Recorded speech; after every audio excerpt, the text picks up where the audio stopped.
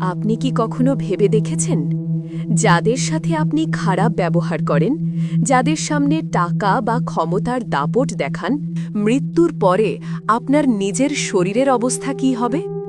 আপনার মৃত্যুর পর মাত্র ২৪ ঘণ্টা পেরোতেই আপনার দেহের ভেতরে এমন সব পোকা জন্ম নিতে শুরু করবে যেগুলো প্রথমে পায়ুপথ দিয়ে বেরিয়ে আসবে। সেই সাথে এমন ভয়াবহ দুর্গন্ধ ছড়াবে যা আশেপাশের কেউ সহ্যই করতে পারে না।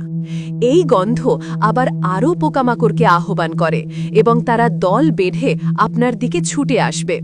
তারপর শুরু হয় আপনার দেহের মাংস খাওয়ার প্রক্রিয়া। আপনার কবর দেওয়ার ৩ দিন পর সবচেয়ে আগে নাক পচে বিকৃত হয়ে যাবে।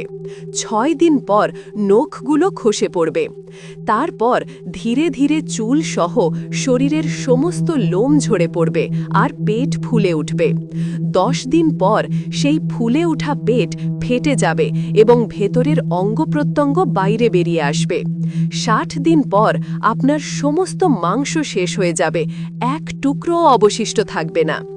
১২০ দিন পর আপনার হাড়গুলো আলাদা হয়ে যাবে, আর ১ বছরের মাথায় সেই হাড়ও মাটির সঙ্গে মিশে যাবে। অর্থাৎ আপনার এক সময় এত সম্মান, এত দম্ভ, এত পরিচয় দিয়ে চেনা হতো, তার সমস্ত অস্তিত্ব পৃথিবী থেকে বিলীন হয়ে যায়। ভাই বোনেরা, বলুন, মানুষের এত অহংকার, এত আত্মগরিমা, এত হিংসা বিদ্বেষ, এত লালসা, এত সম্মান, এত ক্ষমতা, এসব শেষ পর্যন্ত কোথায় থাকে? সবই তো মাটিতে মিশে যায়। আমরা মাটি থেকে সৃষ্টি, মাটিতেই ফিরে যায়, মাটিতেই আমাদের শেষ ঠিকানা।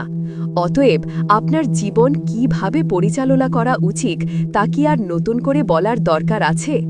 নম্রতা ও মানবিকতাই হোক আপনার জীবনের একমাত্র পরিচয়, যাতে মৃত্যুর পরও সবাই আপনাকে বলতে পারে মানুষটি খুব ভালো ছিল।